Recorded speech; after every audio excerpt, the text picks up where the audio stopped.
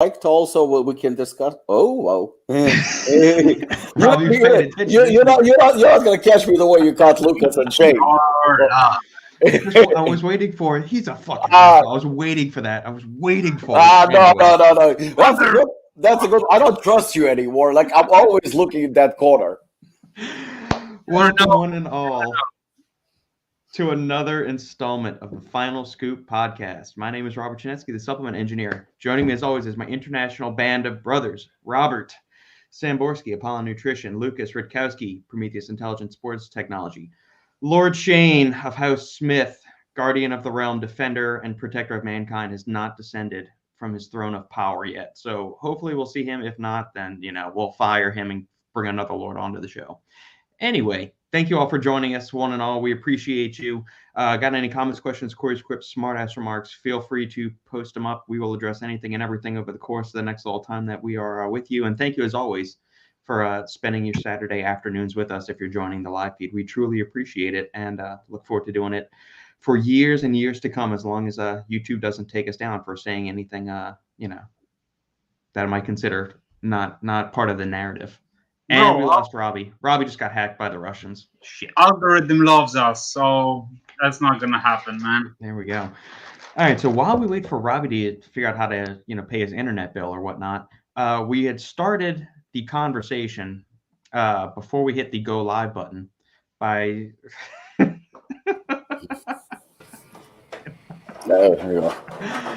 Lord Fuzzy Nutsack has made his gloriously... a little bit late this morning. Arrival to the podcast. And my favorite Kiwi guy is back. Yes. It's like one of the only fucking Kiwi guys, Yeah, bro. So getting out, here we go. Pete, done working out, all hopped up on Double Impact and Bloodsport combo, ready for the final scoop. Good. Thanks for joining us, Pete. We appreciate it, man. And before we get too far into the weeds with everything, the first thing we were talking about right before we hit the go live button was the release of the new AlphaGen, Morphogen product. Here's the profile. I think he said 11th. Well, no, I'm saying the profile was released. Oh, yeah. On that. Here we go, the new AlphaGen. And kind of going back to what we said last week, it's kind of like a refresh or a facelift for the brand. It's not really I wouldn't call it a rebrand kind of thing. It's not completely like pivoting directions or changing up color schemes or anything. It's a rebrand. Yeah, we talked about it like last week about like full rebrand and facelift. And I would say it's more like facelift. Yeah, it's a freshening up. It's not like he didn't go from the white and silver labels to like blue, orange, and like neon green, something crazy. Like that would be like a complete rebrand in my mind. This is kind of like you're just freshening it up. It's Kim Kardashian style rebrand. Mm-hmm. I would say rebrand. Okay. Well, that seems good. Thoughts on the profile, guys? You got 10 grams of beefy, 10 grams of L-tyrosine, 8 grams of citrulline malate 2,1, 750 of mucuna extract, 600 alpha GPC, 500 of Vantrazine, so 10% Synephrine. So you're getting 50 milligrams of active Synephrine in there, which is in that dose. You want anywhere between kind of 50 to 100 milligrams of active Synephrine. 400 milligrams of caffeine, 300 of erythroensis extract, 200 of theobromine, 100 of theanine, and 300 micrograms of huperzine. I see what Shane is saying, that he considers this a rebrand, and I think that I see his point, and I see it as a facelift because it's very, very similar, but at the same time, it is also different, and it's kind of a new look. So if Morphogen or anyone wants to call it a rebrand, it definitely can classify as such as well, because it's it's different. In terms of formula, I see that there is a huge discussion about, obviously, L-tyrosine at 10 gram. To be honest with you, on this one, it depends, I guess, how it feels. Do I think it's necessary? Of course I don't. I don't see really the point. We can discuss, like I've seen somebody posted, I think it was Snoop, about synergies and whatnot, but it's not conclusive. And, with L-dopa and whatnot, So I don't have an opinion on that. I'm not also I also don't think that it's excessive because that Here, depends. here, Ava, Yeah, you know, it depends on a person. So I haven't tried it, so who am I to talk? And especially coming from somebody who was probably among the first to load the shit out of stimulants. So it is what it is. 10 grams, so be it. Depends how it feels. And the Can rest you of the still form. hear it? Uh, okay, don't worry. Okay, no, don't worry that's about good. it. In terms of the rest of the formula, the citrulline malate at 8 grams, I mean, it's a solid dose. I mean, nothing can be said negative about it. Personally, I prefer straight citrulline. That's my personal preference. But again, there is nothing wrong with citrulline malate either. I Alpha G, think Alpha you GPC is solid. but we are at Citrally, so I just want to like give my few cents about it. Yeah, yeah, I go think ahead. I think that he used citrulline malate instead of pure citrulline due to the availability. I think No, no. Actually, you know what? I know No, between the three manufacturers that I deal with, citrulline is available. The problem is with citrulline is the price, obviously. yeah. Citrulline malate is a little bit cheaper, not by a lot. So we're not gonna throw any accusations or anything like that he tried to go the cheaper route or anything like that, because I know Ben is not that type of person. So I guess that's his personal preference. So be it. But again, for me, it's straight citrulline would be the case. The Alpha GPC is solid as always. The Adventra Z, a lot of people kind of also pointed out that it's 500 milligram of synephrine, but it's actually only 50. It's not 500 milligram of synephrine. It's 50. It's 50 milligram, which is a very average normal dose. I mean, like for example, if you take Black Tulip, right? We have synephrine at 120 milligram. It's generic, but it's 98%. So it's actually, kicks a little bit harder. So I wouldn't be super like fixating on Adventure Z being at 500 because number one, it's a solid trademark. It's a good ingredient. And in terms of like 500, some people say, oh, he went too far. It's overdosed. It's not overdosed. It's actually a normal average proper dose. So nothing wrong It's a research-backed dose, like the 8 yeah, grams of citrulline malate is. yes. In the human literature. That's the Yeah, dosage they're so using. there is nothing unique about it or outrageous or anything. It's just a solid dose. Caffeine at 400, solid dose for slightly a harder hitting pre-workout. Yeah, what else? I mean, obviously you have a Aerogenesis in 300 milligram. I also saw some comments. Maybe it's a little bit excessive. I don't think it is. Again, speaking from experience, so I think 300 is solid. Personally, I already said it numerous times. I prefer it in a combination with hordenine and PEA, but that's my personal thing. Nevertheless, it's a solid dose and a solid ingredient that a lot of people like. Theobromine at 200. I like it a little bit higher than that, but I mean, it's a 99%. So 200 is also a very, very solid dose. Nothing.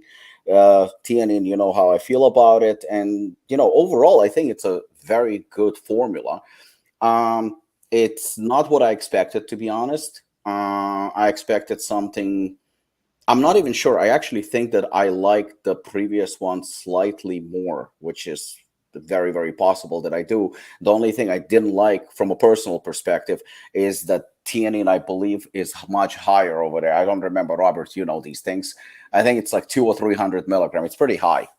I think in the original incarnation, he might have had 400 milligrams of theanine, and then he dialed it back to 200, and I think now it's at 100. I think that's been the progression of it. I can look Yeah, it up and see. so in terms of theanine, I think that I prefer this one because the less the better, and if I don't see it, I actually like it even more.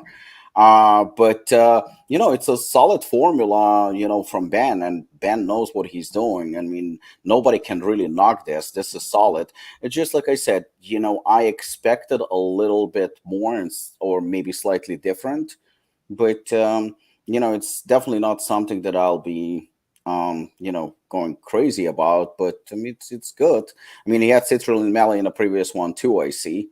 Yeah, and that's a yield of, it's giving you 5.33 grams of citrulline. So it's Mhm. most pre-workouts have 6 grams of just pure L-citrulline. This one's got 5.33. I think you're missing out on 600 milligrams of citrulline probably not. Plus, the human studies are using between 6 to 8 grams of citrulline malate. I think that it's an effective dose, whichever way you want to kind of look at it. I like this one. There are things that I like about this one, the previous one, the one that you just posted, and I like the new one too. It's just I think that for me, I don't see much of a difference in terms of like how impressed I am, because there are things about this one that I like a lot, and there are things about this one that I don't. And the same goes for the new one. You have Aerogenesis here at 200 milligram, and you have thiopramine at the same, but theanine is higher. Synephrine 50 milligram, but if this is 98%, for example, then we are exactly where we are right now in terms of Adventure-Z. Unfortunately, we don't know. So, over here he's using the branded Alpha size trademarked. And I think now he's using generic. It's not a big deal to me at all. So, like I said, it's I think that personally, this comes down to personal preference. I think both formulas are solid. I just don't see from the impact, well, like, you went from this one and boom, the second one or the latest one is much, much improved. In fact, I think they are different. They're very, very doubled the caffeine, though, from 200 to 400 milligrams. So that's... From energy perspective, the new one is definitely going to be kicking butt a lot more, because 400 milligram of caffeine and theanine reduced by half, obviously that it's a guarantee that the newer one is going to pack more punch. From pump perspective, I don't see much of a difference. And from focus, I also don't see much of a difference, to be honest. The only thing we could argue maybe, but I'll leave it to Robert, is about T-crine and dynamine. I know Robert doesn't like the two of them together, but say, for example, if one of them was here, I don't know. I literally have no opinion on that. It stands out that they're missing here. They're very expensive ingredients. Yeah. So I could see why he's dropping them. I also don't think they're going to add much. Personally, I don't like the three of them together. And I've messed around with different ratios and combinations. I've never found a sweet spot for all three of them together. That being said, Cognisurge has 40 milligrams of, or it's got 100 milligrams of dynamine 40% in here. So I think it's 100 milligrams yield of actual methylliberine, plus 125 of caffeine. This is one of the few products where dynamine and caffeine are together that I actually like the combination. Typically, I'm a caffeine and theacrine guy. That is just one of the rare exceptions where I actually like dynamine in a thing. But yeah, by and large, I like caffeine with theacrine or caffeine with dynamine, not all three of them together. I'm curious about the 10 grams of tyrosine. Like, we've got some human studies showing that 2 to 3 grams is effective. There's also some studies where they've dosed it, like 150 milligrams per kilogram, which if you extrapolate that out to human equivalent dosages, or that's the wrong term. Base it, multiply it out based on body weight, you ratio it out, you're going to end up in that 10 to 15 gram range. So could this feel different? It could. I've just never gone that high, so I have no idea what in the world it's going to feel like. Is it significantly better than 2 to 3 grams in combination with caffeine and velvet bean? I have no idea. I'm curious, but I don't know. It's interesting. It's very interesting. I see that Muscle and Bones just made a comment that I think I agree with him to an extent. To an extent, I do agree with him. I just think that the latest version in terms of energy, like if we are looking specifically for energy, then the latest version will definitely kick more. Definitely will kick your butt and will definitely keep you a little bit more energized. But in terms of, I don't know, but I definitely see what he's saying. Yeah, there's no beta alanine in it. There's no creatine in it, which maybe it's, and we need to get Ben on the podcast because he can kind of explain his methodology, because I don't want us to go just tossing darts and saying, well, why would he do this? Why was he? But creatine is absurdly expensive. We all know that. But there's no direct purpose for putting it in a pre-workout, because it's not going to confer any acute benefit like caffeine would or citrulline would or anything like that. So plus he has a separate creatine formula, I believe. So I could see saying, hey, I'm going to take out an ingredient that's not offering any acute tangible benefit in lieu of more of an ingredient that actually could have a pronounced benefit that you're going to put in there. So maybe that's the reason for it. Maybe, everybody's having a hard time getting creatine these days anyway. So, maybe it's a confluence of events. You see, the thing is for me is also like whenever you have a certain product, right? Whatever that product, whatever the category is, to me, when you're, but again, I have to emphasize the fact that it's for me that's how I see it. When you have a product, right? Any product, I think that always, whenever you do the next version, it should be probably based on an existing product that is popular with your followers, with your customers, with your fans, and you take that as a core and you make it better based on that. That's the way I see it. What I see over here is, I mean, essentially two, I would say, different products. So, for example, if you take away the labels and you present me just with the supplement facts, I would have a hard time guessing that this is the same product from the same manufacturer, because obviously, every company is using more or less the same ingredients, so to speak. And, it's very, very similar also, so to speak. Like this one would have me a little bit confused, and it would be like, oh, really? Same company? Because, if you take even Performix, right? I didn't agree with that slight change that he had, but on a surface, it looked very much like the original. It looked very, very much like the original. Again, I didn't agree with certain things, but again, from a personal perspective, but it was definitely Aaron. It was definitely his signature move, and it's definitely what based on a previous one. So none of us were surprised because we were like, okay, this is it. This one just feels different, and I'm not saying it in a negative way at all. I'm just like it's different. That's all. Yeah. Pete, Lord Shane's House of Daddy Daycare is getting a little loud. Shane's muted himself now, though, so we're not hearing the sweet whispers of his child. No worries, Lord Shane. This is a family channel. Final Scoop is fun for all ages. I had to. Nikki went out with her friends last night, so I had the little punk by herself. So my track record of getting her to sleep is pretty shit. I just try and make her do stuff until she passes out. When I put her to bed, she'd just be like, go away, daddy. No, I don't want to go to bed. And she'd just kick and scream, where's mummy? I was like, that's cool. So we just watched Despicable Me 3. I was like, this has worked on occasions where she'll watch it at the right time and then she'll get relaxed and then she'll kind of want to go to sleep and I just put her down. Because Nikki's like, make sure she goes to bed at 7:30. Go to bed at 7:30. Last time it was 9, so I was a little bit off. Last night was 7:30. I'm the fucking boss. I was extremely proud of myself. What time does she wake up when she goes down that early? It's a mixed bag. This morning it turned out to be 6:30. So. Okay, well that works. And I was an idiot and gamed until 2 in the morning. What is your game of choice? Halo. Is there a new one, or is this one of the older, or like the original? It is the new one. Okay. I've been waiting for this one to come out. Interesting. I was hit up. The problem is when you start gaming, you don't want to go to sleep after a shitty game, right? It's like when you have a great pump, you don't want to like leave the gym after doing like fucking, I don't know, chest flies. You want to get a nice, good fucking solid feel, like leg extensions on leg. You want a good fullness. I wanted to go to sleep with a good win, which took me 2 hours to get. So, there is something that since I have Sean at Stuff Talk Radio here, he sent me a delightful picture that I need to share with all of you. Robbie's gonna have he sent nuts it to and me. bites for this. Nah, he sent it to me. Bro, Jesus Christ! Fucking ultimate nutrition. What the fuck? That's the only thing you notice? Looks like you have lipstick on. I don't want to be mean, but Yeah. Maybe I did. You have very pretty lips there. I don't know what's changed. It's lack of shaving.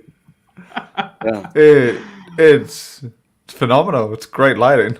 I tell you that. Well, Apollon has some good lighting, but when I see you in about a month, no kissing allowed. No matter how tempted you are. I'm just saying. I didn't say now. I just said, look at it.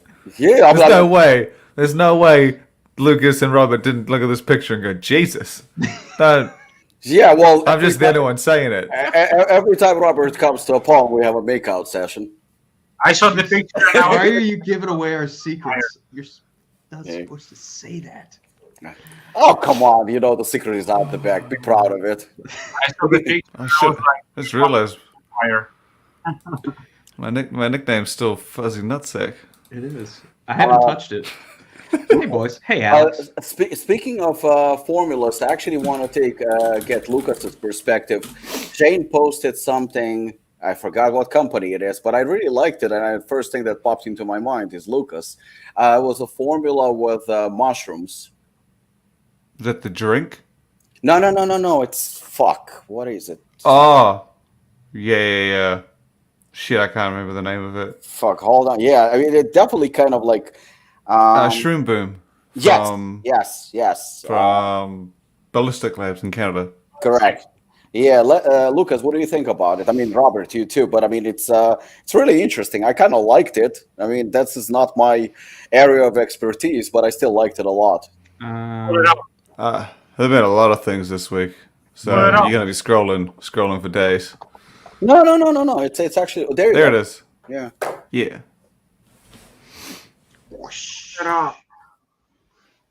All right. Shroom Boom is a mushroom extract-based nootropic from Ballistic Labs with a full serving featuring a combined 1.75 grams of mushrooms, cordyceps, lion's mane, chaga, and reishi.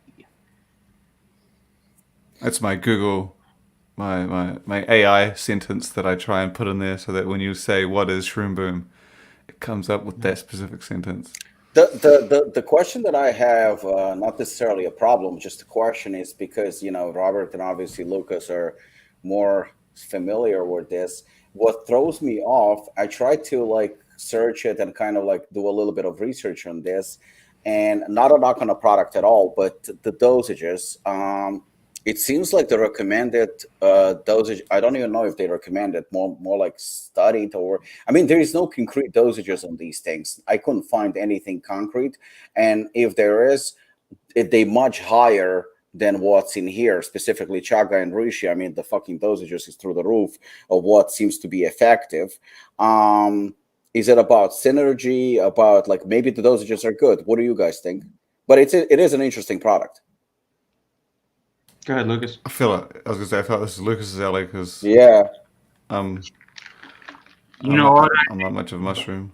You know, as far as like the dosages they used, it's a proper dosages in my opinion. You know, especially due to the fact that they used the extracts, and which are the equivalents of, as you can see, like the bulk herbs per dose. So, in my opinion, that's a decent dosage that they used. Like cordyceps is pretty on point. It's like 1 gram of extract. So that's a really nice dose as far as like lion's mane as well. I think that the dosages and extracts they use will work synergistically really nice together. I personally don't understand the reishi, but that's just me. I wouldn't include reishi in the formula. Why? Because it's more, in my opinion, reishi is more like a calming mushroom. It's supposed to be used in like, you know, better like afternoon or in the nighttime, those kind of things. You know, it has loads of properties, but in my personal opinion, I wouldn't use it in a like a straight pre-workout. Maybe they use it due to the fact that they want to like, you know, incorporate it because they're not using L-theanine. So I think that may like use this as like a calming effect due to the usage of the green coffee, yerba, and cola nut, which gives the caffeine, you know, to the formula. So reishi will give this like will give the, you know, the, I would say like a balance effect to the entire formula. But I can be wrong here. But yeah, I really like the the combination of the ingredients. Plus, I also like they focused on mushrooms and not just like different like hard hitting like stimulants, exotics, those kind of things. So yeah, that's my standpoint. Would you say that this is a daily driver? Yeah, definitely. I would definitely use it on a daily basis, without a doubt. For what? Like for cognitive, for focus, for energy? I mean, Yes, exactly. It's not like a typical pre-workout. You can use it as a pre-workout, but you can also use it like a daily pick-me-up. Or for example, if you wake up in the morning and you just want to have like nice clean energy and focus, you can definitely smash this one out and just like go with your day. So that's what I would go for. Lukasz, from a perspective as a brand owner, and and asking somebody like you who is also obviously in distribution, would you say that a product like that is in demand, or you think it's like one of those dead products that are barely moving? I'll be strictly honest with you. The distribution is a completely different model nowadays. These kinds of products are for like a specific customer, which is like maybe 1 or 2% on the market right now. So it's a tough sell. Yeah, it's a really tough sell, especially nowadays. Nowadays, like customers focus on hyped formulas and basically the old school type of stuff.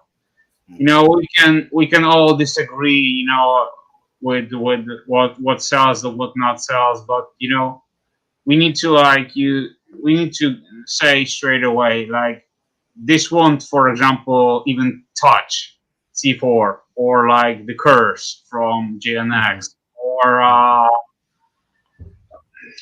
other pre-workouts that, for example, my company has an offer. It's just like it can't match.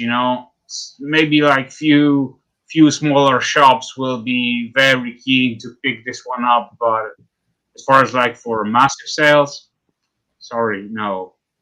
Like I said many times on podcasts, I'm a huge fan of this industry and I love what this industry is doing, but distribution has its own terms and policies, and it's a completely different world.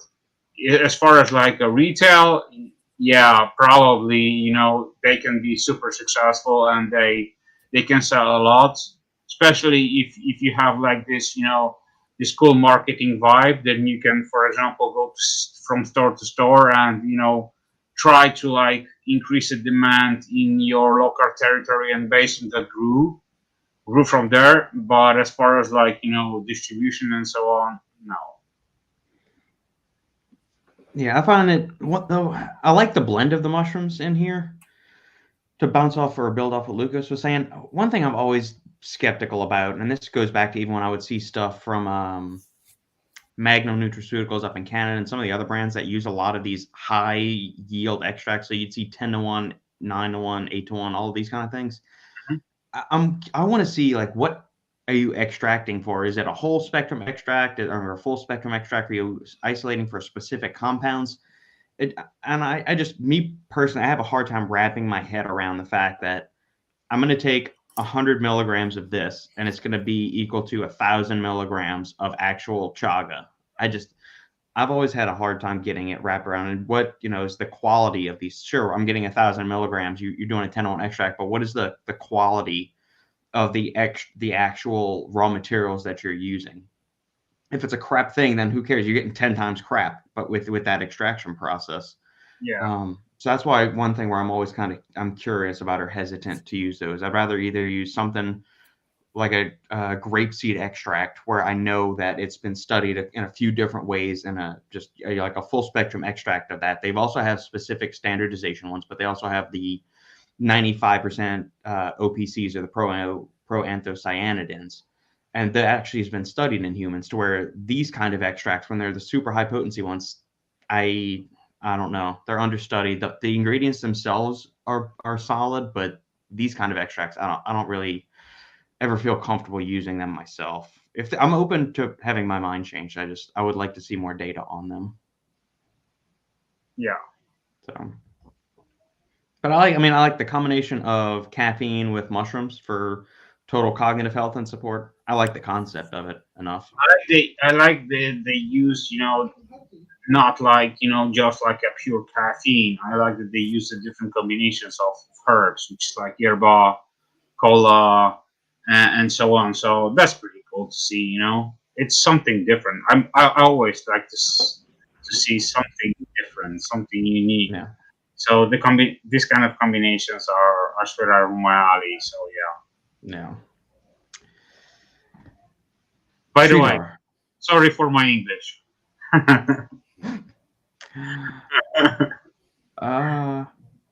This new label definitely surprised me. I was expecting a loaded label like the older one. I mean, we're going to go down a wormhole. I don't know if we should open that can of worms again. Loaded. Is it? I mean, it's checking all the boxes. It has energy. It's got focus. It's got pumps, and it's got performance in there. Performance is, does it have ingredients that improve? It's just a different balance. Got all of that. Yeah. Yeah. If I may, I would like to give like my quick perspective as far as like the AlphaGen from Morphogen, because I think that if Ben is doing a rebrand, he can go different ways, and with that formula, he may go with like, okay, the AlphaGen was cool back in the days, but now I would like to present you something different, and just with this, how we called it, facelift, you may go with this route that, all right, so my products will look not only different from the label perspective, but also from the ingredients that he will use. So what I'm trying to say is that if you guys remember, when Unbound released their products, you were all like, yeah, all the formulas are cool, but solely, products are fine. But when you stack them together, it's like it's a completely different world, For example, if you stack their pump formula with their pre-workout, it's just like a whole other experience. I also think that Ben is doing here a similar thing, which will be that he's gonna launch like his other products that will have like this synergistic formulas, which They're stackable, yeah. Yes, exactly.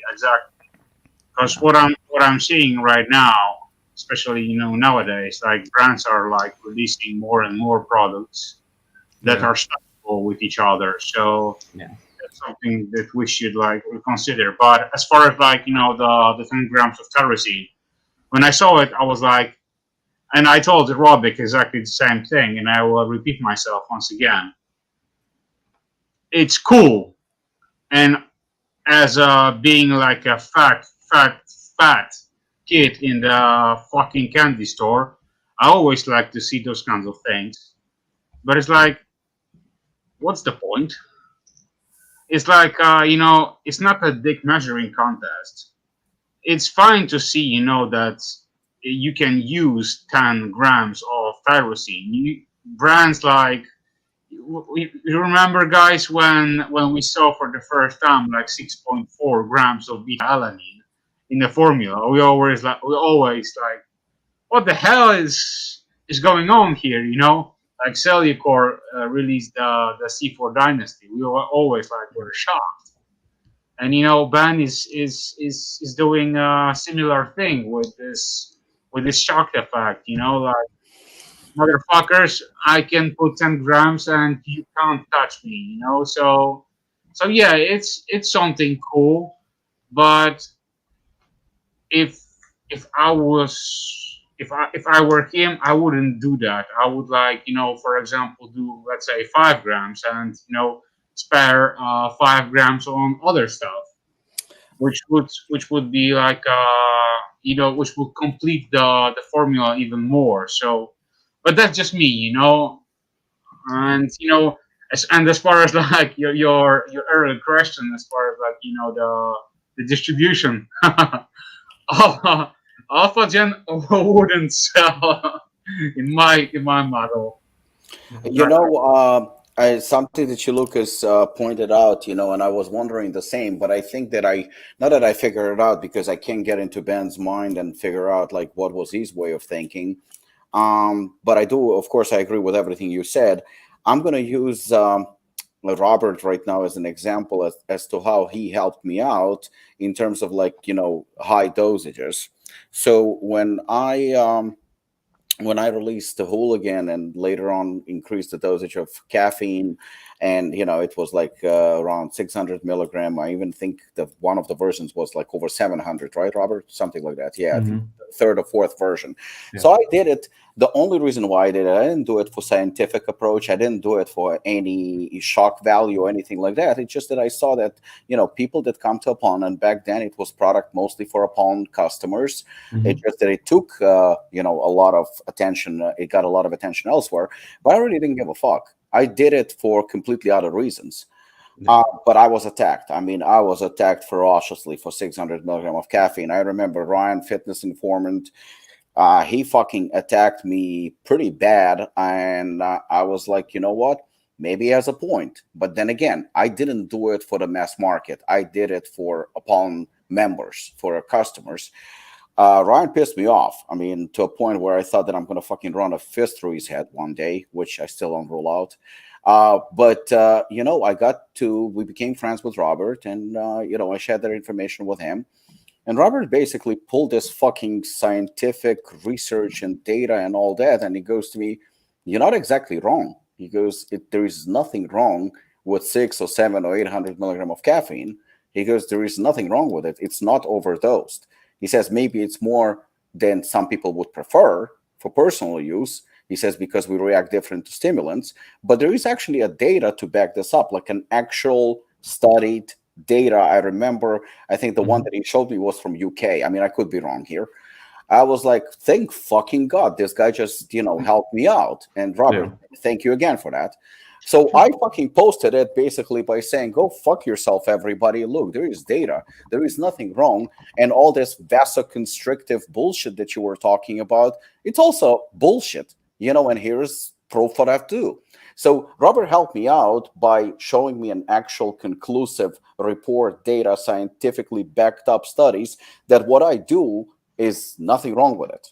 The reason why I brought it up is because the 10 grams of tyrosine, it's probably not harmful. I'm pretty sure that it's not. It's not in the studied range. Yeah, there's nothing wrong with it.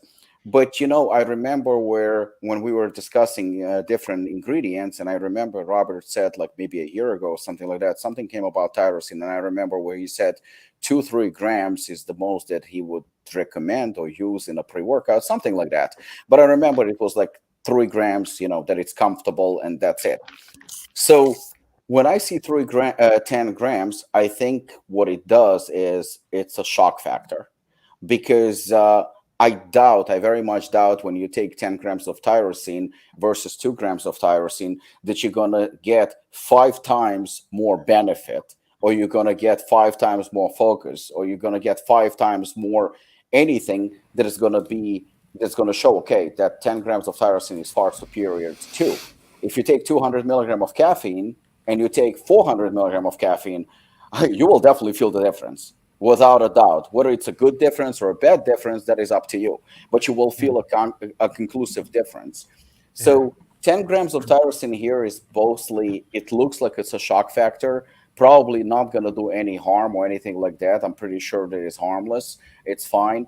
But like Lukasz said, what is the main point? Like, what are we achieving in this? I think he's trying to use the max dose that was found in humans, probably, because this is off Examine site. They've done a high dose of, and that was the number I was talking about earlier, 150 milligrams per kilogram. I did the numbers for a 180-pound athlete. That comes out to 12.2 grams of tyrosine. So it's well within the research range. I think there's more studies probably using, 2 grams to 3 grams. But if you're going with some of the other studies that do the anti-stress effects, which exercise is an acute stressor, I think that's where his mindset, if I can venture that. I don't think it's just have a dick measuring contest or anything like that. No, not at all. But I definitely see also, even though I know tyrosine is relatively cheap when it comes to ingredients, I mean, when average good pre-workouts, I mean, I'm talking about good ones, are using anywhere between 1 gram to 3 grams of tyrosine on average, and it feels good. I mean, that's a good dose. What Lukasz is saying, and I have to agree with him. You have, say, for example, the max dose that I've seen before that would be probably around 3 grams. Up until this point. So you have 7 grams, 7 extra grams over 3 grams that is generally considered on a higher side, right? So even though tyrosine is on a cheaper side as an ingredient, but taking that money from 7 grams, you could probably use that money, like Lukasz said, and maybe increase the dosage or something else that would yield more maybe benefit, or add perhaps another ingredient. So I think from that perspective, Lukasz is correct. I mean, again, it's just, but maybe Ben's perspective was that he actually wants to max out on tyrosine, which is also not wrong because it's just his approach. Yeah, that's why I really would like to, to have Ben on the podcast and just discuss this with him directly, because we are just speculating. I'm just guessing. I'm not being an expert here or anything like that. I'm just asking questions, just like you guys and the rest of the forum, So yeah, the best way is just to wait and see basically what Ben has to say about the formula. Yeah, which is fine. Yeah. Before we leave Morphogen, we'll do this one last product breakdown for a request from Muscle and Bones. Morphocalm. I think there's a lot to what Lukasz said about the stackability. I get the sense that it's a very, that's maybe the angle, because he's got 2 pump supplements out there or something. So yeah, he's got the capsule one, and the Volugen, the stim-free pump formula, or I mean it's a pre-workout. So. All right, Morphocalm.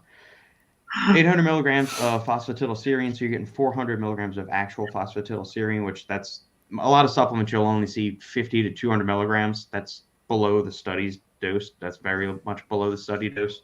Phosphatidylserine, especially if you use the branded Serenade one from ChemiNutra, the same people that make Alpha Size Alpha GPC, it's fucking expensive, obscenely expensive.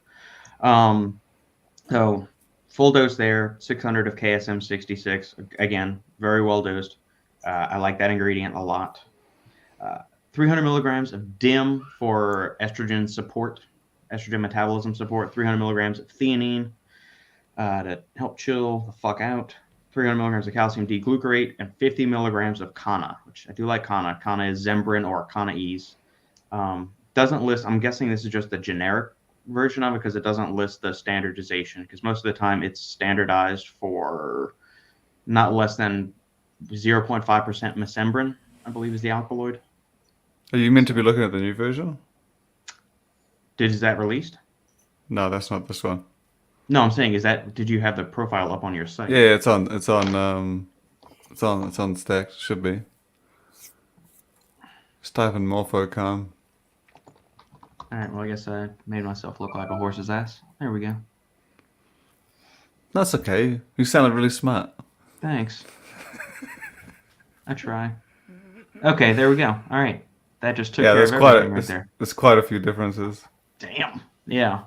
Phosphatidylserine, he's backing it down, 600. Okay, that's still within the range. So it's 300. You're getting 300 of active. So it's 300 to 400 is the sweet range of actual PS that you want.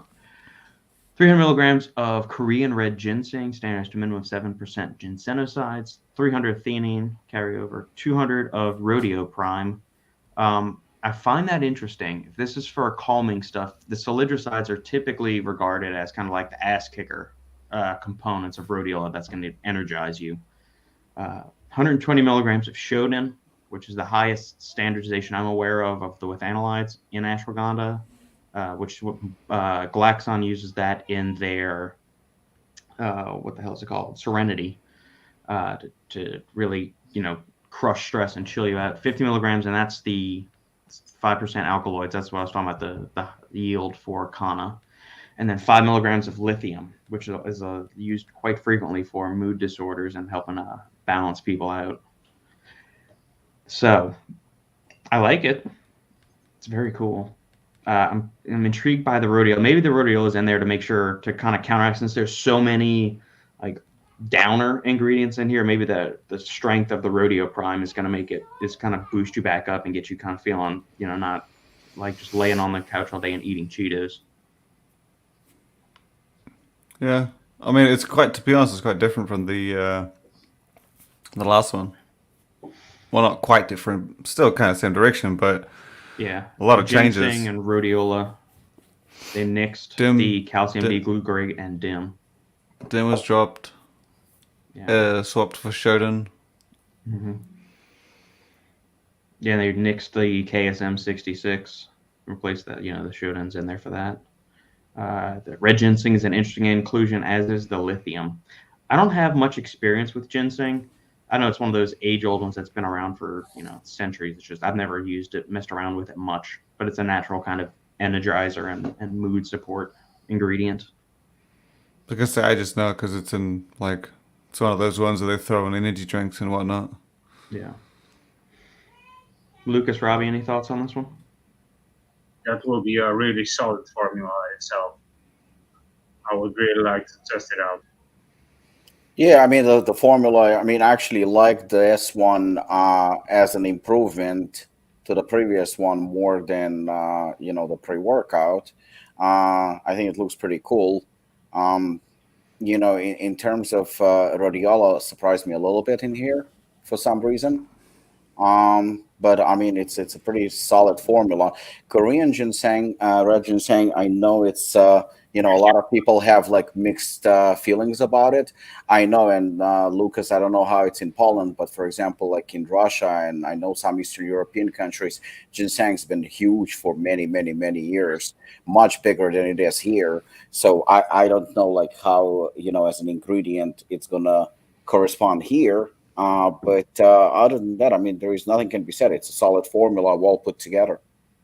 Ginseng is used Yeah. in many formulas here in Europe, and I can agree with you. Plus, I'm personally a big fan of ginseng. So yeah. Yeah.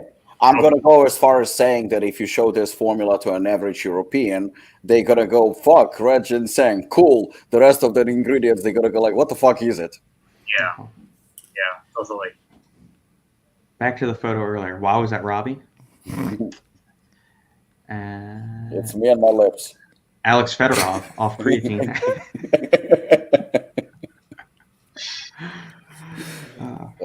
Robbie pre-puberty. That's the best comment. It's like we're having our own sideshow going on. Yeah, you and Sean, Pete and Sean are off in the corner. Robbie looks like a very mini Alex Fedorov.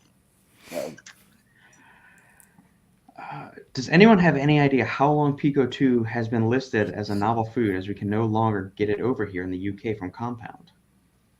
I have no idea. Damn restrictions. What would they base this on? I mean, it makes very little sense. It's just a blend of 6 mushrooms. Maybe that's the only. In Australia, I don't know what the rule is in the UK. Like in Australia, they have that system that they introduced if it wasn't in food, if it wasn't used in something, if you can find it in food, it can be put in supplements. Yeah, I can't remember what this here in the States. Yeah, but it was it had to be a food in common circulation or something. So dynamine was out. Yeah.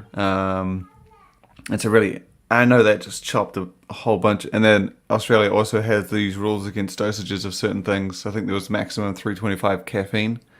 Yeah. And then it had to be suggested or mixed with a certain amount of water. And it had to be a certain percentage of the formula. So if you had a 1 gram scoop and 300 milligrams of that was caffeine, it had to be a bigger scoop to caffeine ratio. Gotcha. So I imagine the UK has got a whole bunch of fucking rules as well. So as we all know, the Pico 2 is a combination of different mushrooms, one of them. And I think that there's an issue with turkey tail, but I may be wrong here. So turkey tail is banned in entire Europe. And Really? yeah, and from what I know, you can't use one of the mushrooms that are being used in Epico 2, and I think that it's turkey tail in like 80 or 90%. But like I said, I may be wrong. It may be a different mushroom, but one of the mushrooms that's in Eco 2 is banned, and that's why Compound Solution can't send their stock to Europe, and it can't be redistributed. So, for example, Okay. if brands that they're like using a combination of mushrooms, Ah, can't yeah. say Eco 2. They always say a mix of mushrooms, which is, for example, like reishi, cordyceps, and so on, right?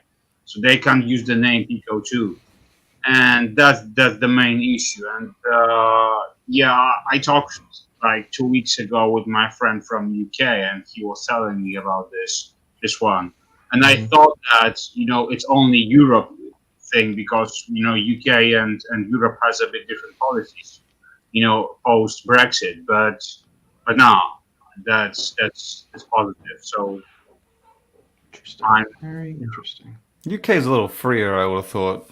I'm surprised. on some cases, yeah, on some cases. Not, Wheat. not in Poland. Hey guys, what's the strongest sleep supplement these days? Looking for knockout worthy due to work scheduling. Somatomax by APS. Yes, It's got 3 grams of phenibut in it. If that Yes. won't knock your ass out, I don't know what will. so I've used Somatomax for like consistently for like past 2 months Every straight, day? every day, bro. I was consistent like as fuck. And bro, I'm telling you, every time it's like knock the fuck out of me, but at the same time, when I like pull it off, ooh, that was bad. Yeah, you could. Well, yeah, it causes insomnia. That's why we Yeah, don't follow Lukasz's advice on this, everyone. Please don't use phenibut multiple days in a row. Use it for like one day and then take off 2 days and then come back to it. I'm just I see. saying. Jesus. I did that. I had a phenibut supplement a few months ago. And I remember you said to me, you said you have it every day, and I was like, yeah, why? And you're like, oh, I was like, I have a problem with it. I just stopped it. What's the downside? Is it meant to be like an addiction thing, or? So, yeah, some people like. So I don't. This is one thing I'm curious about. Is it people Nah, that I'm have good. addictive personalities, or is it certain like neurochemistry or the way your receptors are in your brain?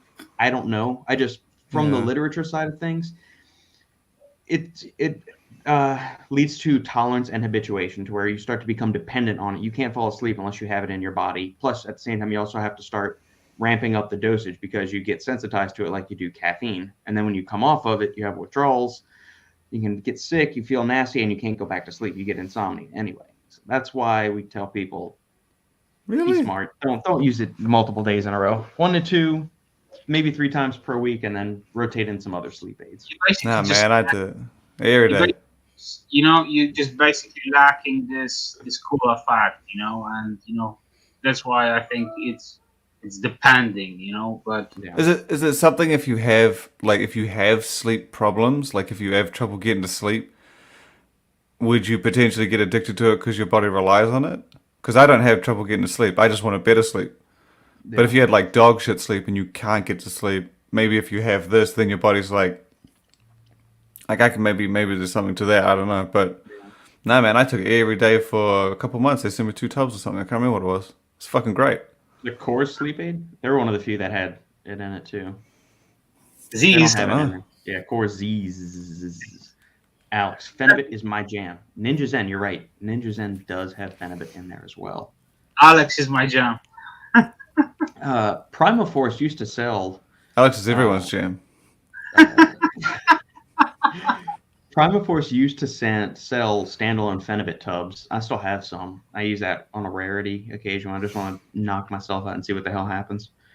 But I don't know if they still sell it or not. You'd have to check their website. Wheats. Phenibut never affected me, even up to 8 grams. Must have been bunk. I'm inclined to believe you had a bogus tub of it because shit, man. Yeah. What's up, guys? What's up, JoJo? Did you make it back from New Orleans safely? That's what I'm curious about. Alex, can make a suggestion for a future guest? Yes, Alex, we would love to have you. You can make a suggestion. Anybody can make any suggestions. We don't have to listen to it. But you feel free to make a suggestion. No, in all seriousness, yes, please. Any suggestions you have, we will field them and discuss them amongst ourselves, and we can see if they warrant bringing on the podcast where we do a bonus episode or something like that.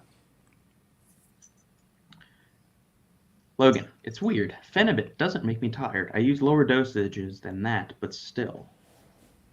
Well, in certain areas it has like a calming effect, like it takes the edge off. So sometimes it's in.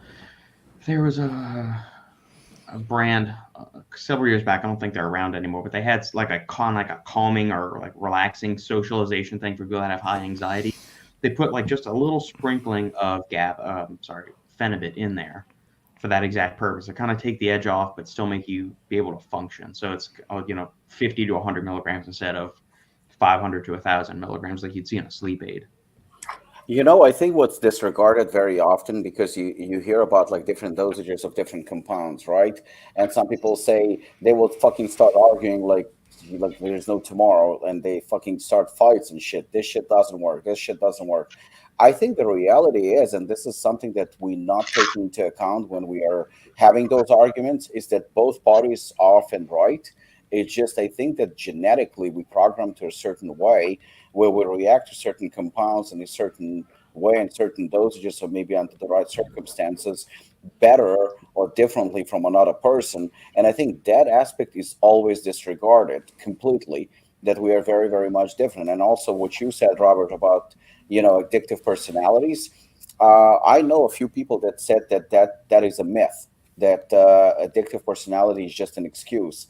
But I believe that there is such thing as addictive personality, because I remember when I had an injury, I tore my quad, I was prescribed Percocet, and I tried it just once, and I hated the effect so much, even though I do acknowledge the fact that it did help with with pain and everything else. I absolutely hated it, so I tossed it, and I have a prescription for Adderall, because I was diagnosed with ADD, and actually pretty severe ADD. So, when I was prescribed Adderall, everybody who knows that I have it, they're like, oh, you're so lucky you can get Adderall because it's so great and so phenomenal. I'm not going to kid you right now when I say that I have a bottle of Adderall that definitely expired 100%. I'm pretty sure it's good.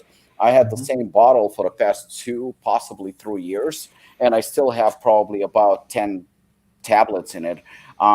Meaning that, I was prescribed 30, for the whole month, and then can get a refill. I never got the refill. I used it mostly when I was training, for fighting, because I had a hard time concentrating during the lesson, and it did help me a lot. Mm-hmm. But that would be like once or twice a week at the most. And then once I stopped at least, taking it very seriously with that 100% approach, I just didn't feel like I needed it. And I had absolutely no problem stopping. I mean, I just don't need it. I actually, to be honest with you, prefer overtime to Adderall. And it's not a fucking advertisement or a plug. I do prefer it, because just I feel like on Adderall, I feel for like 2-3 hours, I do feel phenomenal on Adderall, meaning focus is just fucking tunnel vision, obviously, more than anything else. But then after that, there is, for me at least, there's a kind of a crush. I mean, it's not severe like some people say, like, oh, it's pretty bad. No, it's not bad. I'm not going to exaggerate. Just not a big fan. And I feel like when I take overtime, which I also don't take all the time, so it's not like I'm going to say, oh, guys, I'm using it on a daily basis, get it because it's the greatest thing. No, nothing like that. I use overtime maybe once or twice a week, and it can be as little as 2 capsules on a need-to basis, or it can be a full dose of 8. Not because I don't like it. I love overtime, and people do respond great to it. I just don't feel the need for it, and I don't have that addictive personality. While I do know that some people take overtime like they pretty much addicted to it. And the same goes for Adderall. And I guess the same could be said about phenibut, where certain people are addicted and cannot function without it. Or it could be the placebo effect, where they think in their mind that they actually need it when they don't, and it's very, very hard for them to walk away. Those things could be said about people that are using recreationally Viagra. They don't need it, but it makes them feel better about themselves when they're using it. They feel like more confident, and then they think that they constantly need to use Viagra when they actually don't. So I think the addictive personality, and I think that certain dependence is a lot has to do with the personality, with genetics, and probably state of mind. Well put. Jojo, any idea why DIM was questioned in natural competition? Yes, because it affects hormone metabolism. So it messes with estrogen in the body and the way your body metabolizes it, and suppresses the bad estrogens and promotes more of the good estrogens, which could, if anything that's manipulating hormones in your body to a certain extent, if it's a strong enough thing, it's going to get banned by natural competitions. But not all natural competition. That's also very important, because somebody approached me recently and asked me about, Apollon supplements, whether there's anything that is banned for natural competition. And I said it's possible, because but it depends, I think, on what kind of competition and who regulates it. Because on some of those lists are pretty much everything is banned. I mean, it gets to a point where it's ridiculous. And then some are actually very, very lenient. So whenever there is a fear that some compound is banned, like DIM or whatever, you actually have to request a list from that federation what is actually banned, because what's banned by one is not banned by another one. Yeah. It has nothing to do with FDA, and that's the mistake where some people make. Oh, you know what? But it's not banned by FDA. Doesn't matter. It can still be banned by another committee. Yep. Creamy, what's going on, Creamy? We haven't seen you around in a while. Lionheart is coming out soon, and we can't wait. Any teasers or hints you can share? It's basically, we just talked about rebrands, and we talked about different things. So, this is probably a complete rebrand of, reformulated Kumite. And I think that that's one of the reasons actually why the name was changed, because even though it's based on that original idea, those that saw the formula will attest to it, that there are absolutely no similarities. And, when I said about AlphaGen, I said that it looks like slightly different product, not exactly, an improvement or a step backwards, just different. So I can definitely say that Lionheart is completely different on all aspects when it comes to Kumite. So I won't be comparing or expecting the same, because I don't think anyone's going to be disappointed, that's for sure. But it's a completely different experience, different everything. When Shane already put it in his article, it does have nitrates. So the caffeine content is obviously lower than you would expect from Apollon, although I don't think that you should be expecting anything, because it's a different product, and it's not like everything that we do is 600 mg of caffeine. But it's definitely geared more towards endurance athletes, and everything was put, every ingredient. These gentlemen knew about the formula long before we even started doing it. Robert was very heavily involved in the formula. Lukasz, Shane saw the formula as well. So everybody knows it's a completely different, and I could be saying that it's a much improved, but the fact remains, it's not only is it improved, it is a completely different formula. So whatever you expect from Kumite or any comparison should be completely disregarded, because it's a completely different product. Kumite is not coming back, and Lionheart is not really an evolvement or an upgrade. It's a total replacement of our existing product with a new product. Creamy, the formula is okay. 6.3 prop blend, 6.3 gram prop blend. And like a 12-gram scoop. There's so many colors. What's cool about it? It's the top is is unique because right now instead of like Robbie's back, you have Robbie's guard. Yeah, the only thing is missing is my lips. So Yeah. You know what? Is there still time to go to the printer and like gloss the lips? Just bring them in a little tighter, and then just pucker them up. Make it red. Apollon red. Yeah. And for the people that have no idea what we're talking about, if you tuned in late, just like Black Tulip with Carolina's lips, just put it on you with like red. Well, you know what? The truth is like it's actually Photoshopped. The lips are mine on her photo. Episode red lipstick or something like that. Well, I'm right now negotiating with Revlon. we'll see how it goes. You know, I mean, you were a Maybelline man, Robbie. Well, Ben Kane is a spokesperson for Domino's. You know, for the newest version of pepperoni pizza, and I'm gonna work with Revlon. Girl in red. We don't even need to do another photo shoot. You just do like a sexual health libido supplement, and then you take like the pose that Carolina's doing. Mm-hmm. Just get Robbie to do that. Yeah, I want to put it. Is it Carolina or is it your wife, Robbie? No, that's my wife. That's Marina. Marina. Yeah. Yeah. No, Carolina from the Black Tulip. No, from the Black Tulip. Get Robbie to do that pose, and just put it on the front of a tub. Yeah, my lips are way better than Dorian. Those lips. Marina's. Yeah. Dorian is pretty small. I gotta say. Pete, Overtime latest version is your friend, best friend. He looked really tall in that, didn't he? Yeah. How tall is Dorian? About 5'10", I believe. How tall are you? I'm about 5'8". Dorian is about 5'10" or 5'11". I don't know. Seriously, you're that short? Yeah, I thought you were taller than that. I don't know why I thought taller than that. Dorian is actually, you know what? A lot of people thought that Dorian was like 5'7" or 5'8", and he's not. It's the same thing as like, you know what? Everybody thinks that Marcus Roll and what's his name and Big Ramy.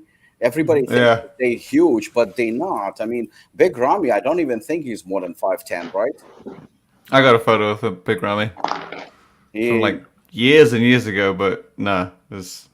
Yeah, I thought he was very, very tall. I don't know why, you know. But then you like, you know, think about like, but in retrospect, like most bodybuilders are like the average is like 5'6" to 5'10".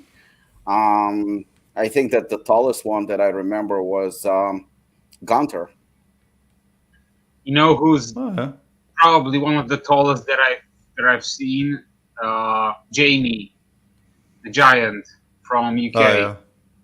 Bro, this guy is enormous. He's like, I don't know, he's 6'3" or something. He's crazy big. He's crazy big. He's tall and his frame is like huge, man. Yeah, you say that, but you're tall. You're taller than I am. You ought to be 6 something. I'm 6'1". Yeah, I'm 5'11". I'm not that tall. You're in the 6 range. 6 is a beast. Oh yeah, I'm a beast. Nice plump That's like lips.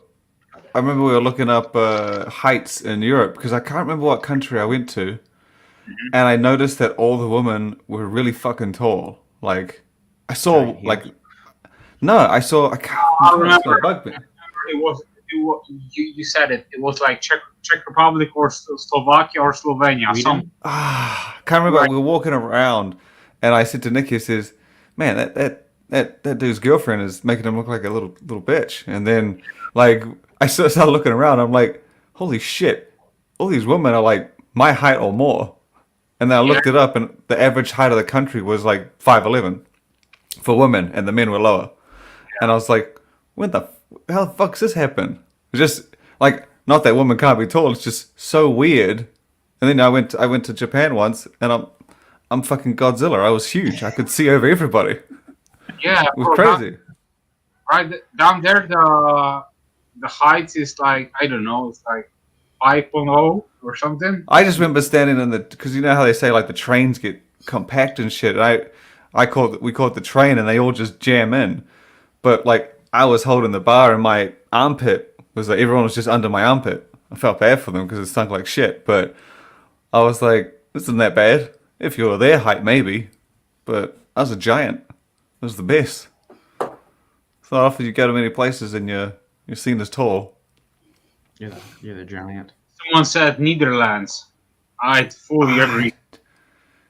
The only place I went to in the Netherlands was Amsterdam, but it wasn't there. And I remember I googled this. It's gonna bug me now. What country it is? Bro, in my company, all the girls are pretty tall. So Yeah, but it was this one country. I looked it up, and they said it was one of the rare countries where the women are naturally taller than the men. All right, we're gonna look it up real quick. Country with the tallest women. It's probably I feel like it's gonna be. Scandinavian. It's the Netherlands. Yeah, but the men are probably tall as well. I was talking about the difference. I'm curious where Poland is. Dutch women are 0.55 inches shorter. Netherlands are in the first place. The world's tallest people are shrinking. Oh no. The countries with That's the good, they tallest can come people down. in the world. Okay. How this podcast has gotten derailed. The world's tallest Just tell you, man. You can bench all you want, but if you're 6'6", you're the fucking king. Okay, you're the best. New Zealand is the shortest average height. Yeah. Hey, don't say shortest. It's 25th. We made the fucking board. Okay, that's pretty damn good.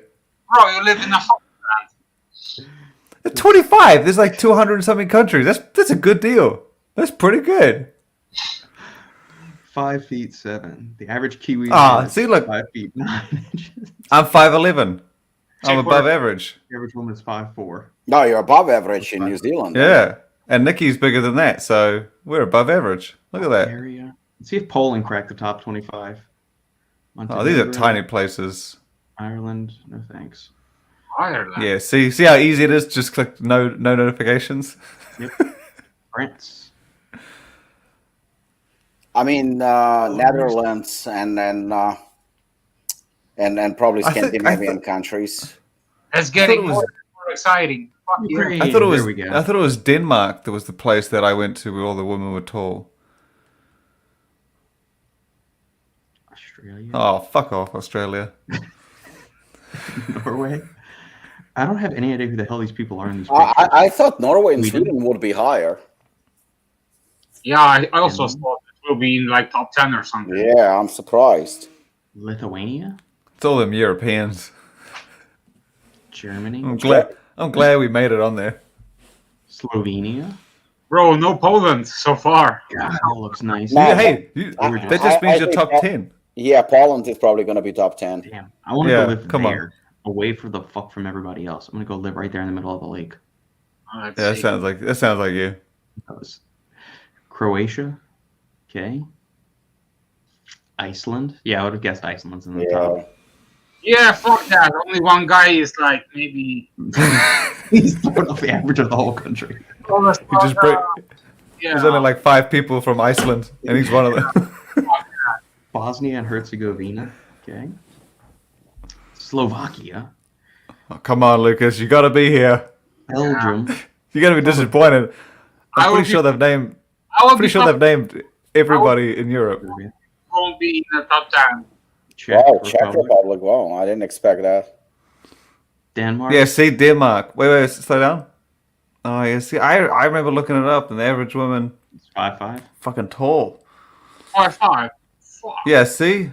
5'5's not that tall for a woman. That's average height, isn't it?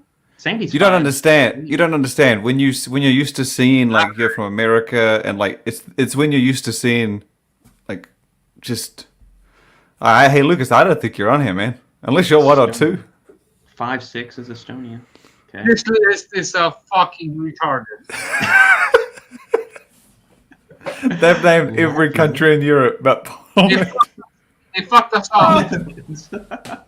Yeah, no, you know what? I've been to Latvia. No way. No. Fuck. We are not even Hey, man. top 25. You know what's more important, Lukasz, is that they also didn't include Russia or America. So you laughed at my 25th place, motherfuckers, but at least I'm on there. Bro, I gotta give you respect. Yeah, man, 25th. Boom. Yeah. We're last on the list, but I made it. Yeah. Well, Netherlands is no surprise, of course. That's okay. Yeah. Pretty much just clocked the entire continent of Europe bar Poland. Yeah. Sorry, Lukasz. Yeah, I don't. The ones I think I didn't see on there was like Greece and Italy, and I feel like they touched on everybody else. Bro, you win some, you lose some. What can I say? Yeah, Average America. height is Where currently were 5'4". you? Holy shit! Really? Reported by the CDC. Well, CDC doesn't know its head from its ass, so Hey, who man. knows? Don't hate on the result just because it's bad, okay? No, I'm just saying the CDC is shit. In light of You the got past short. couple You got of years. short. You got short ladies. It's okay. I have a tall one. My wife is tall, but she has tall people. Hey in her man, she family. ain't. This isn't Thor. She ain't bringing up the country's average. Okay. She's not. How tall is Sandy? She is 5'8". Oh, damn. Yeah, that's why How she. did- I thought Did- Nikki was. What's centimeters? 5'9", something like that. I don't know. 165 feet. Yeah, what about Nikki? How tall is she? She's 5. I thought she was taller than that. But she's not taller than you, right? No, hell no. The disdain in his voice. Hell no. The Maasai in Kenya are tall people. They might be. They didn't qualify for that list. They're not on the fucking list. Nigeria are very, very tall. The men, at least, are very tall. You want to talk about talk? My girlfriend is 5'8", and the shortest woman in her family, pretty much. Shit. What nationality is she? She's trying to bring up. She's trying to bring up the American average. No. It's because you probably got the fattest average of obesity as well, don't you? So it's because the weight's pulling you guys down. You're not able to grow tall enough. Yeah. That's I think Mexico, United States, definitely among the top ones when it comes to obesity. I think Yeah, the worst sorry, part it was. about you guys is because your population is ridiculously high. We excel at everything, even being fat as a country. Apparently not height, because hey, I didn't see you on there. Okay. New Zealand, Appreciate- 25th, man. Russia Yes, wasn't. I bet we'd be Poland. Ukraine was on there though.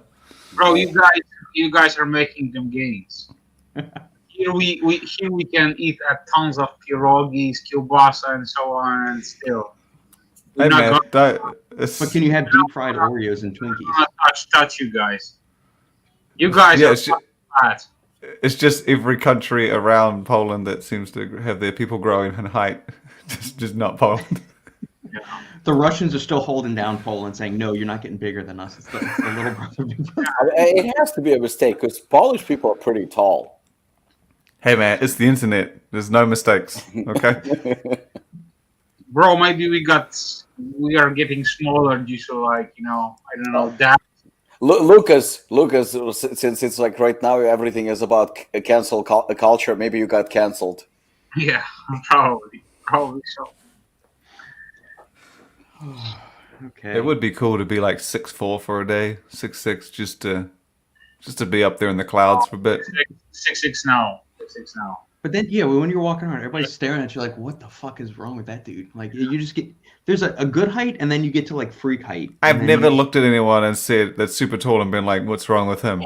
We know what's wrong with him. He's fucking tall. I just look at him and go, "God damn, It's a that'd be tall sweet." bitch. Yeah, man. You couldn't even get into a fight. Say I want to fight you. You can't even reach me, motherfucker. Back in the days when I was playing basketball, I would like to be a bit taller. Let's say 6'2" or 6'3", maybe those kinds of things. But nowadays, I think that I'm in a good spot. I feel like basketball, you have to be like you could be a shit player at 6'9" and still probably make it. But if you're a phenomenal player and you're 5'5", you ain't going anywhere.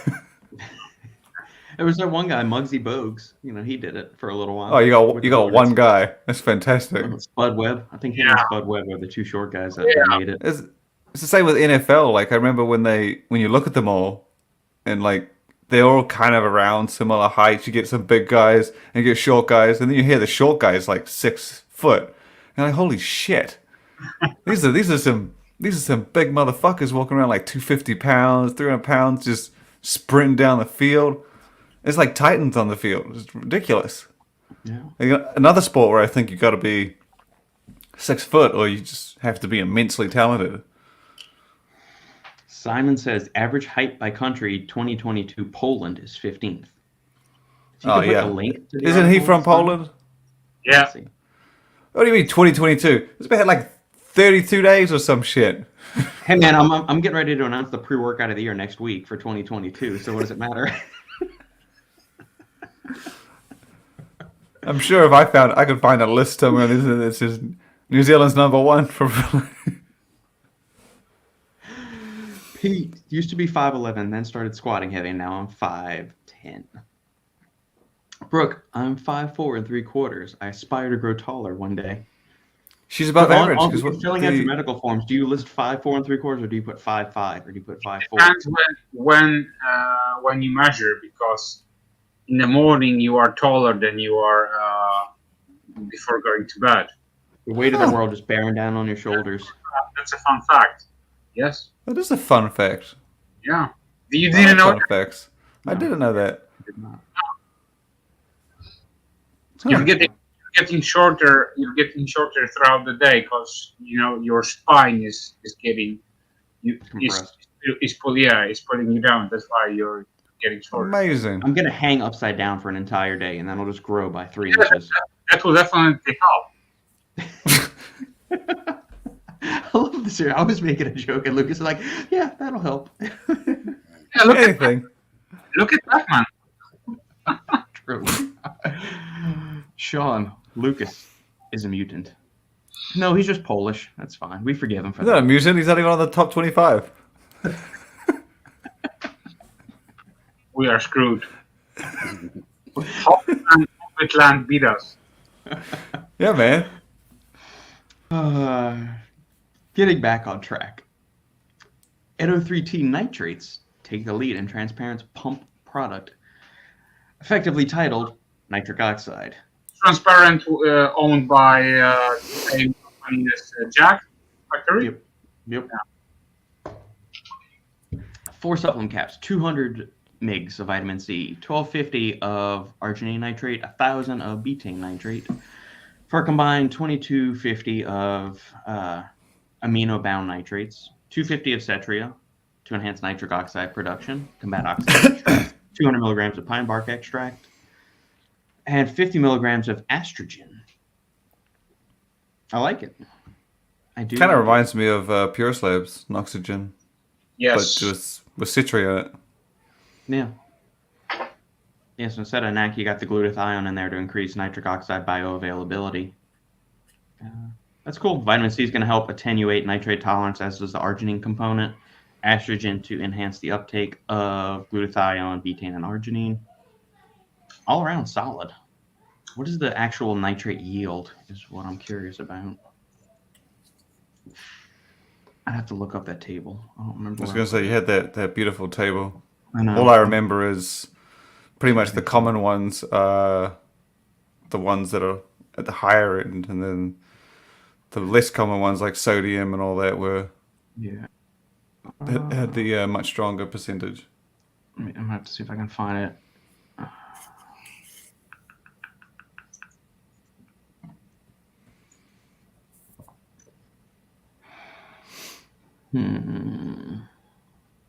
Was it like 25%? I think betaine is arginine nitrate is 26%, and betaine is probably in that same. Yeah. As meaning the 75% in the non-nitrate. I remember being around there, but then the sodium ones, the sodium and all the smaller ones. I remember asking if caffeine nitrate could be possible. I don't know if that is possible or not. That'd be cool. Apparently it is. I don't think it is. I was talking to Thermolife, and he was saying, a couple other guys I asked about it. Latest data, Lord Chase. A couple other guys asked about it. They said there's no reason why it couldn't be done. And I only thought about it because I remember talking to those guys, and I said, I just thought it would be a cool, because obviously it was just nitrates with caffeine, and you could probably get caffeine and citrulline nitrate, but I was just saying it would just be a cool thing to see. And with stimulants being such a nice craze, shit, caffeine nitrate, apparently it can be done.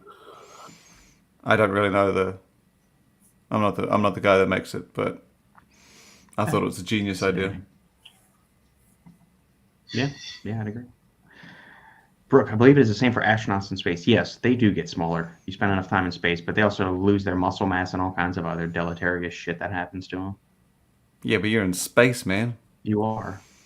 I'm not saying I wouldn't do it if given the opportunity. It just there's a lot of shit that happens to your body in space that's not exactly good. Would you go to space though? Yeah, I would. You would? I would. Don't know. Depending on I would try that. I would try it. I'd try anything once. Most things, not anything. I would try a lot of things one time and see. Going into space would go for it. Yes. Just because I grew up a sci-fi nerd and I always liked that stuff. So, yeah. I see. I don't think. It depends how old I am, and it would depend how many test flights have been up before me. Mm-hmm. I'm assuming, like, in this, I'm imagining I'm a NASA astronaut and I'm going. Okay, but what if the last 3 rockets that NASA launched blew up? You going? Probably not. Yeah, see, it's good. But if they had done like 50 flights, sure, I'd go. I'd go. Smoke out. Yes, my brothers. Catamount. I mean, it is the final frontier. Exactly. Yeah, but that wouldn't mean it's your last one. The great James Tiberius Kirk said. Yeah, so I mean, if you go up and it blows up, then yeah, this is your final frontier, isn't it? Because you're dead. Okay, assuming that you're going to survive and everything is safe, would you rather go into outer space or the very depths of the ocean? Because there's shit down there we've never even seen. Which would you rather? I do love myself some crazy creatures. Oh, that's a tough one. Sure. What's that? I would definitely, go for the party with Aquaman. Yeah, I would. Have you seen some of the shit in those documentaries they find down there? Like the fish with with lights? What the fuck is this? Yeah. I just remember seeing some of this shit and they're like he camouflages into the sand. He's got a light on his face. He can. Yeah. I'm like, what in this shit? Yeah, we can run and we can we can talk. But these motherfuckers have supernatural powers down there. Yeah, man. And sign me up. And we got to go down in boats because we're going to get crushed. And these guys are just chilling down there. They're training all day. There's just, I would go down. Space, what are you going to see? Yeah, it'd be cool to see some dark black stuff and some. I'd rather see this. I'd rather see the bottom. Yep. And you could, you'd see things on the way down. You'd probably see some whales and the shit. We could just get crazier. Space, you're just going to see some clouds. I've been there. Bro, how deep is the sea? Just think about it. Ridiculous. Yeah. I don't. Have we put anything down to the bottom, very depth, like the bottom of the ocean? Yeah, man, it's just insane. I think they haven't had the deepest point. The Atlantic. Find the deepest point in the Atlantic Ocean, or the Pacific. Yeah, I think they've been to deep parts. I don't know if they've been to the deepest part. Yeah, like the actual bottom, to where you're on like the crust of the earth, kind of thing. Yeah, it's like touching. Yeah. I mean, I'm not going to step outside this boat and go, frolic around on the moon like I would. I'd be happy to stay inside. There you go. Brooke, unlike space, there's shit that could kill you down there. I'm all good. both with drones and telerobotic VR control, then go on submarines and space stations and space planes. See, I don't understand this whole concept when it comes to like drones, spaceships. Fuck that, you know? Spaceships, helium ships, Werner von Braun stations, moon bases. Oh, man. Good point. Yeah, what was that movie? Pacific Rim? Mm-hmm. Go down far enough, man, you crack into another dimension. Oh, yeah. Probably wasn't based on facts, but you know, I look forward to it. Muscle and bones, not all the way down. The water pressure destroys anything that goes beyond a point. Hopefully soon they will. Yeah, that's. I mean, in this imaginary scenario, we're assuming we can take a vessel that will sustain the immense hydrostatic pressure involved in going to the bottom of the ocean. I know currently we don't. Yeah. Ridiculous. Low orbit Earth stations with and without artificial gravity and floating stations on the edge of space, 26.5 miles up, like Dark Sky Station, hydrogen, helium, infinite lift. Bro, you lost me. I think he's giving options of what you could do in space. Like you just want to get on these things and you just kind of coast around. Yeah, but he's going too deep. CJ, thoughts on vinitrox for pumps, apple and grapeseed extract that's used in products like arms race. We've kind of touched on this before. It's a different way to kind of skin the cat. So it's supplying beneficial polyphenols and proanthocyanidins that are going to stimulate endothelial nitric oxide synthase, which is the enzyme that catalyzes nitric oxide conversion in the body. It also has some antioxidant, anti-stress benefits, which will also increase the bioavailability and basically the life of nitric oxide in the body. So yeah, vinitrox for pumps could be a good thing in combination with, some citrulline or nitrosogene or anything like that. But regular grapeseed extract is effective for reducing blood pressure, increasing blood flow, increasing flexibility of your blood vessels and whatnot. So it's beneficial on that part. Vinitrox is just a standardized form of that in combination with apple seed extract. So yeah, I think it's beneficial. But do I think it's more potent than Vaso 6? Probably not. Or Sulflo 6, whatever you want to call it. But I would put it on par with something like grapeseed extract, a high yield 95% proanthocyanidin grapeseed extract, or 200 milligrams of pine bark extract. So yeah. But this smokeout guy came on here just to talk about like deep sea diving in space. And there's a shitload about it. Yeah. There we go. Did Google suggest this podcast because maybe they heard us talking about going to space? Apparently so, yes. Well, we're going to become, instead of a supplements podcast, what about supplements in space podcast? We'll climb the algorithm higher. That's a beautiful ring to it. Supplements. Although it's 4 guys that know sweet fuck all about space. I know you need. You can't breathe in outer space. I know that much. I know that you freeze. Yeah. I've seen it in the movies. I saw Princess Leia. Simon says X-15. NASA had airplanes Mach 7, 97 miles above Earth's surface since the 60s. Damn. That's pretty cool. I don't know who you are, Smokeout, but I like your fun facts. Not as useful as the growing throughout the day, or the shrinking throughout the day, but still. Yeah. It's interesting. Yeah. Mine was way better. More practical.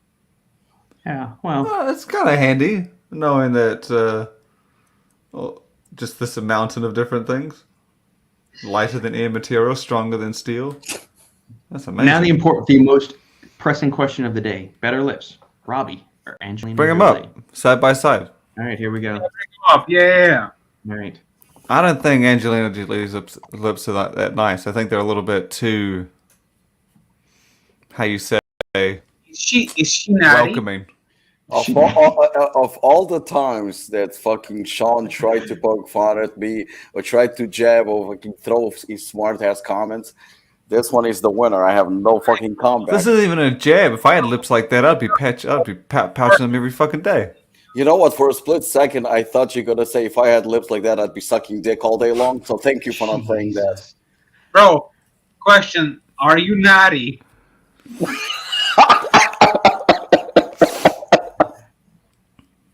All right, here we go. I don't know. Moment of truth. Angelina is so. I don't. Oh. No, she beats me. Robbie. That's one.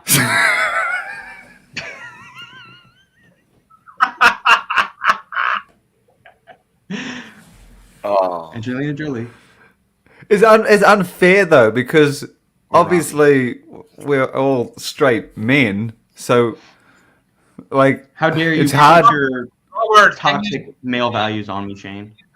What you need to do is you need to put Angelina Jolie's lips on Robic and Robic's lips on Angelina Jolie, and then see who you choose. Try to zoom in even more. Or just Robic's lips on Angelina Jolie, and then you can compare them. Because at the moment, it's tough. Oh, fuck, man. Because she's really pretty. We're just saying Robic's lips are pretty. That's the difference. Yep. Well, they look different though. That's scary. Oh, yeah. Oh, Jesus. Hey, man. Well, I think now I beat her in the looks department too. Hey, man. It's if we're going back a few years for Robic's picture, we need to go back a few years for Angelina Jolie's picture, okay? Well, we got Robbie's face on the screen right now. So we got current day Angelina Jolie versus current day Robbie. That's a correct one. Robic's lips are faded. I think that I'm gonna go for Brad Pitt now. Hold on. Is it a current picture of Angelina? I feel like it's a bad picture of Angelina Jolie. It's from July 7th, 2021. Oh, she wants out. Oh. Is this the 12th time they've gotten divorced? Is this out of his wine business? Is his company name Brad LLC? That's pretty cool. I don't know if that's actually good on you, true. Brad. I just sent you a more recent one, probably a couple of years ago, and I guess Let me see. it's a little bit up close. Nah, see you, golden era. That picture. You lost your lips over the years. That seems to be the thing. To be fair, not all men have good. I mean, it's hard to really. It's not an attribute men aspire to. They are very rosy, Robbie. They are very rosy. Yeah, but that other picture, it looked like virgin lips. It's crazy. Oh shit. Actually, Simon Robic uses a lip plumper. Like a virgin. That's for the very first time. Oh god. And Lucas, why we don't get more. Lucas has a very, very good lips. Lucas has very, very good voice. What? Yeah. This isn't like America or like one of those singing contests. You can put him down. It's okay. He's not going to care. I don't think he aspires to be a singer. I wouldn't stand. Not at all. Shit, I can't believe I'm going through this. I just found a picture from a few years ago with Alina, and I think I'm drunk here. I can't believe this. I'm fucking looking through this just for the hell of it. have you guys experimented with 10 grams of tyrosine? And I don't even drink. Since Morphogen AlphaGen. I think I remember you saying the most you've used is 5 grams. Yeah, I think between stacking a couple of different pre-workouts, I'm probably in like the 5 to 6 gram range. I haven't mentioned this 10 grams all at once. In the post, I was like, not only have I not seen a dose this high, I haven't seen a dose this high even fucking close. Yeah. Like 5 I've seen. I ain't seen 9, 8, 7. Might be able to find. Huh? Who had 9? No, I said I haven't seen anyone with 7, 8, or even 9, let alone 10. Yeah. So it's like, What was the highest one in the history? Like 5? the only one I'd known of was a 5. I don't know what it was, but I've seen a 5. There we go. Got that plump bottom lip going on, Robbie. Yeah. I don't know what it is, but that first picture, the color, the angle. That's probably the youth. angle. How old were you in that picture? That was about 12. 2009. Yeah. So, the 13, Dorian 14, picture. Jesus Christ! You look like a little child. I don't know what is it. From that picture, you were like fucking my age. Yeah. Jesus. Yeah, I always like I look. Same goes for Jessica. Jessica is 17, and she looks like 12 or 13. I mean, the Roberts are. Mm-hmm. Yeah, Shit. Dorian didn't age much.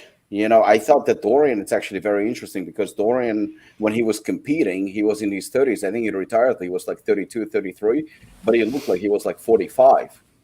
And then once he retired, he looked completely different. Actually, he looked more like, I won't say younger, but he looked his age. And we were just talking about Dennis Wolf today. Dennis Wolf, like face, I mean, he looks better now than him when he used to be. We're back to Angelina Jolie. Yeah, what That's happened to her? What happened to her? You're getting bad pictures, man. She's not posing for any of these. This is the official file No, photo. this is like recent, probably. Yeah. This is official. I'm not saying it's not recent, but in all the pictures, Robeck's posing. She doesn't look like she's posing in any of these pictures. Yeah, I don't think if she was posing, she would look a lot better. Hey, man, you seen her in Internals? She looked pretty damn good. Yeah, but that's makeup and all that shit. But Yeah. And they Hey, can we don't also know. do- What... I think that stuff, after too. the surgery, she changed a lot. Hey, man, I'm just saying. I don't care what she looks like in real life. I care what she looks like in the movies. Probably huge. He wants the computer tweaked perfect. AlphaGen is actually one thing. Yeah. AlphaGen is actually one of the few Morphogen products that I never really liked. My coworker loved it. It just didn't really do it for me. I haven't used it personally, so. Yeah, me neither. I do like the tweaks to the formula from the energy side, the energy and focus side. I do Oh, like that. The 400 energy caffeine and definitely 100 improved. theanine versus 200 and 200 with the theacrine and dynamine. I mean, caffeine went from 200 to 400, and theanine went down by 50%, and then on top of it, Aragerensis actually went up by 100 milligrams. So, I mean, it's pretty obvious that the energy is going to be much improved. Yeah. I'll be interested to see the rest of the year because I get a sneaking suspicion that he's going to do this with every single one of his products. And if he does, that's a shitload of products. Agreed. There we go. What's the highest dose of Synephrine you've experimented with? I think the most I've seen was standardized to 100 milligrams. Oh, then in that case, Black Tulip, because it's 120 milligram and 98%. But I think I've seen somewhere actually more than that, to be honest. I'm just not sure what product, but but maybe I'm wrong. I don't know. The most I've ever used is 100 milligrams. Typically, it's like, yeah, but most of them use, if it's Adventure Z, it's like 10%, 30%, something like that. Yeah. Muscle and Bones. New podcast name. 10-gram tyrosine. Shane's obsession with tall women. Space versus water diving. And Robbie's virgin lips. Perfect. Yes. Oh, my goodness. All right, last call for any comments, questions, or other smart-ass remarks from the peanut gallery tuning in live. While we give you time to let the little hamster wheel spin around a few times in your brain while you think up a smart question for us. Or any other snide remarks for our panel here. Thank you guys, as always, for tuning in. We appreciate this. There's many ways you could be spending your time than staring and listening at the four of us knuckleheads on a Saturday afternoon. So we appreciate it. We apologize for it as well. Yes. If you were offended, well, tough shit. You chose to turn us on in the first place. Make sure to like, comment, subscribe, share the video with family, friends, and loved ones. If you listen to this on Stitcher, Podbean, Spotify, or any other podcast cruising platform, leave us a 5-star review. That helps us climb up in the almighty algorithm that dictates anything and everything to which we are exposed these days. Can it be the mighty algorithm? Instead of Does it almighty need to be algorithm? the almighty? I was going for the alliteration there. Okay. Yeah. Just for once, maybe. Yeah. Thank you for the stream. Thank you for tuning in, always, Brooke. We appreciate it. And remember to turn on notifications and sign up for the Stack 3D podcast, available on all major. Yeah, man, I've been doing some stuff with the podcast. Oh yeah, Shane is not slacking anymore. 2022 is here. He's gonna crush it this year. I did an episode with Mark, and he was talking about the Unbound launch, And he was like, yeah, man, we were working on that for ages. And he said he was surprised that it didn't get out before launch. He said, we even had different formulators, including, and he said, you. And I said, to be honest, even if Robert was allowed to tell anybody about it, he wouldn't have told me shit. Nope. I'd like to maintain a low profile. He told me Kenton was in on it as well. I think on the design part of it, or maybe or like some early stages of it, because the formulation meetings we had, he wasn't. I don't remember. Yeah, I think he was saying he was responsible for a lot of the branding and marketing. Yeah, I think that's where he was involved in. Maybe he had some other offline meetings as far as stuff, but the actual phone calls I was on, he wasn't on those. So maybe him and Mark had some other talks on offline for other stuff. I don't know. Ken's a sharp dude, so if he was part of the team, then yeah. Yeah, he said he brought a whole bunch of people in. Yeah.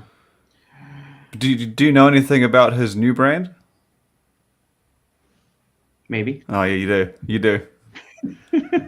Because he was dropping some hints and tips, and I was like, and it wasn't any more than he had mentioned before. Because I said to him, I had so many people reach out when he was like, oh, it's a brand that's already out there, and we're going to revamp and relaunch it, and stay true to the original fans, so that they still come along. Oh yeah, and I know exactly what you're talking about. Yes. Yeah, and then I was like, yeah. I'll tell you afterwards when we get off of this. I'll tell you. Because I know I brought it up to him on the podcast, and I said it was ridiculous because when he dropped that little hint that it was a brand that they're bringing over, he was like, he was saying that. Sorry, I told him I had about 10, 20 people message guesses. A lot of people thought he was buying Caged, and I was like, "There's no way he's buying Caged." No. And then when people started saying, "Yeah, but they got something big coming," and I'm like, "No," because that's kind of like NutriBio. That's what I thought it was. And then he was saying, I couldn't figure it out. He said it's a brand that I probably don't even know. So we'll talk afterwards. Well, that interview will be up this week. So again, okay. I've been doing my hours for the podcast. There you go. Sridhar, don't forget to subscribe to Stack 3D Podcast and yes, Sridhar knows that he does. Look, see, it's not me. Hey, that comment's been sitting in the feed for a couple of minutes now. I don't know. I was just talking for a couple of minutes. It wasn't fucking me, just in case. You know? Okay. Sridhar needs to come to like an expo, and then I get a picture with him, and I'll be like, "Fucking told you." Y'all can both get a picture of Flippin' Me the Bird. There you go. Simon says, Robbie, Jack Hermanson versus Sean Strickland. Not very familiar, actually, with Hermanson, but Strickland is a badass. All right. In closing, if you're looking for any supplements to support your various needs and you're looking to save with a big, sweet discount, use code FINALSCOOP at ApollonNutrition.com. Save 15%. All right, gents. Pro. Is it still good? I thought that was only good till the end of January or something like that. Oh, I got you. Oh, and there we go. Body Shock Pro, the Final Scoop. That's the difference. That code is the Final Scoop. The one at Apollon is just Final Scoop. For all of your supplement needs. Thank you guys for joining us as always. Thank you to listeners tuning in on the live stream. You got any questions, comments, hit up Lukasz, Robbie, or Shane at their respective points of contact. Drop a comment down below for me or shoot me an email to supplementengineer@gmail.com. And we'll see you all next time on the Final Take care, guys. Bye. Thank you.